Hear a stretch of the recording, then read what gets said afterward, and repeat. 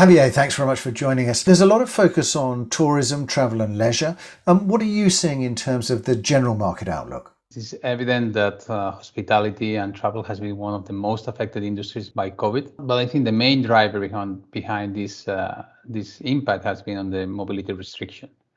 So in general, people are extremely eager to travel, and we're seeing that as soon as the restrictions are lifted, we see a very strong pickup in demand. So any region that suddenly improves its position versus the leisure market, it has a huge impact in the level of bookings. So I think we're quite positive in terms of the recovery of the resort segment in particular, because it's true that the demand is there. And for example, to give you some support to this argument, it's the level of prices that we're seeing. So we don't need to lower our prices to attract demand, because people is willing to travel, and the only restriction right now is the fact that the mobility is not free. And we're also seeing, for example, in the proximity destinations across Europe, that they are having a very strong performance, because if people has difficulties in connecting with some of the destinations, they will really look for an alternative and probably access to closer destinations. So I think the outlook for this segment is strong. We're probably to start seeing a recovery as soon as the restrictions are lifted across Europe.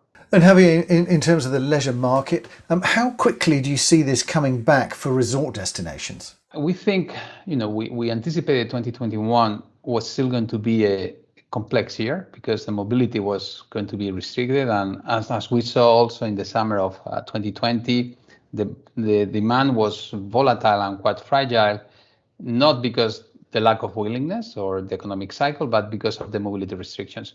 So we think, or at least 2021 is going, in line with what we anticipated. What we believe is going to happen is that the second half of the year, for those destinations which are open 365 days, is going to improve significantly versus the start of the season. And I think it's reasonable to assume that we should go back to a full normality by the 2024 season.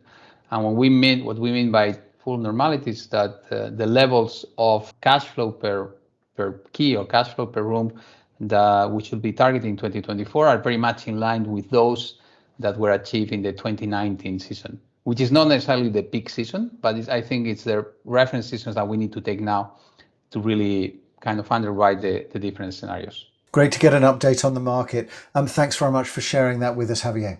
Thank you, Richard.